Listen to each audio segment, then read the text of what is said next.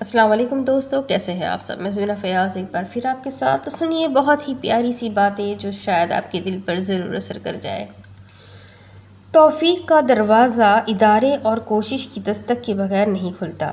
یہ محض وہ عطا ہے جو بندے پر اس کی خواہش کے مطابق ہی کی جاتی ہے۔ جو خود کو ارادے سے محروم کر دے گا وہ توفیق سے بھی محروم کر دیا جائے گا۔ اتنی جلدی دوائیں بھی اثر نہیں کرتی جتنی جلدی من پسند انسان کا لہجہ، رویہ اور اس کی توجہ اثر کرتی ہے۔ لوگ صرف خود کے سگے ہوتے ہیں۔ آپ بھلے ساری عمر کسی کے خیر خواہ ہو جائے، بس ذرا سی غلط فہمی یا بدگمانی کی دیر ہے، آپ کی بھلائی آپ کے خلوص سمیت آپ کے منہ پر مار دی جاتی ہے۔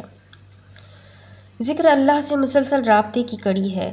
ذکر چھوٹے تو رابطے میں خلل سا محسوس ہونے لگتا ہے۔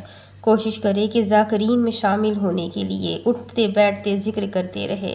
آپ کی زبان خالی کیوں رہے؟ اس زبان پہ کوئی فضول کلمہ کیوں آئے؟ اس زبان کو بہترین کام میں مصروف کرے، اللہ کی بات کہنے میں اور ذکر میں مصروف کرے۔ اسے خالی بھی مت چھوڑے، بس ذکر میں لگائے تاکہ یہ زبان اپنی اصلی لطافت پا سکے۔ الحمدللہ کہنے کی عادت ڈالے، کیونکہ اللہ پاک شکر گزاروں سے بہت محبت کرتا ہے۔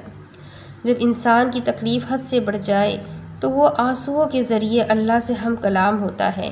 انسان کے آنسو در حقیقت ایسی سیکرٹ فائل ہوتے ہیں جس کو چاہ کر بھی کوئی دوسرا انسان پڑھ نہیں سکتا، کیونکہ اس کا پاس ورڈ صرف اللہ کے پاس ہوتا ہے۔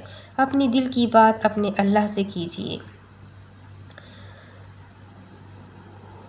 ساون کے مہینے میں بادلوں سے اتنی برسات نہیں برستی جتنی رمضان کے مہینے میں میرے اللہ کی رحمتیں برستی ہے۔